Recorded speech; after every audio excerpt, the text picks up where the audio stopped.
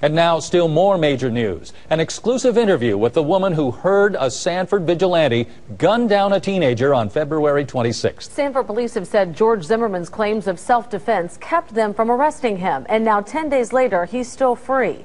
That's fueling outrage around Central Florida and the nation. Channel 9's Darlene Jones has been breaking new developments on this story from the beginning. And she talked to the people who really know what happened. She leads off our team coverage with that exclusive interview tonight. And Darlene, police only took a 2 or 3 sentence statement from this woman. How long did you talk to her?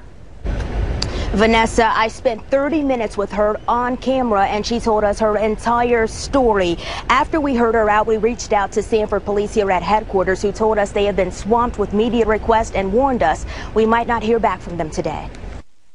The cry stopped as soon as the gun went off, so I know it was the little boy. Mary Kutcher said that cry for help got her attention the day 17-year-old Trayvon Martin was shot and killed in her backyard by George Zimmerman, a neighborhood vigilante.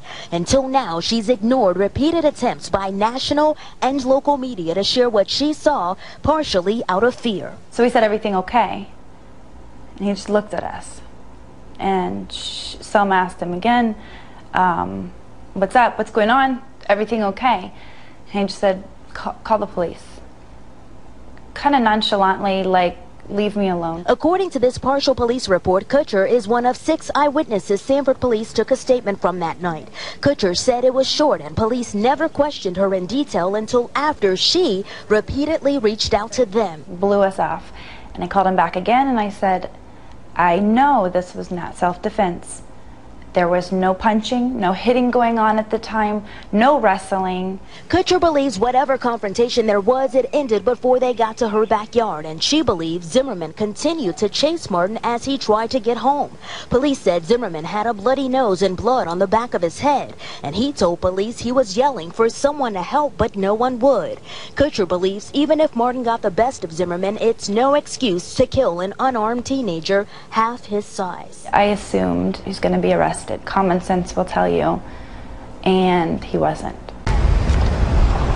As I said, we spent an hour with her, 30 minutes of that on camera at 6. Why she decided to speak out now. Reporting live in Seminole County in Sanford, Darlene Jones, Channel 9 Eyewitness News.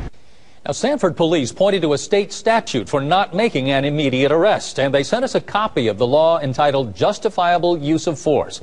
But our legal analyst reviewed the statute, and it says if Zimmerman was told by 911 to not confront Martin and did anyway, the statute is not on his side.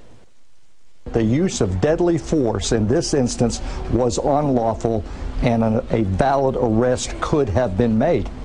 Bill Schaefer also says that ultimately an arrest could be made and likely should be made. Then the state would decide if the charges stick. Under the facts of this case, as we know it, it appears that it was an abuse of discretion for Sanford not to effect an arrest and send it to the state attorney's office. Sanford police have said there was no probable cause for an arrest of Zimmerman, but again, it is now in the hands of the state attorney's office. Today, hundreds of people rallied at a Sanford church calling for the shooter's arrest. Justice for Trayvon. Justice for Trayvon.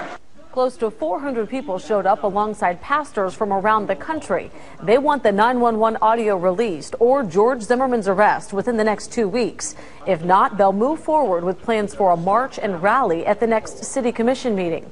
We're still going over our interviews with those protesters, and in 30 minutes we'll show you what a city commissioner told them she wants done with the Sanford police chief.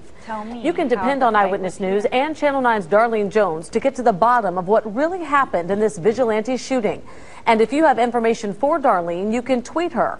Her Twitter name is @Darlene Jones, all one word.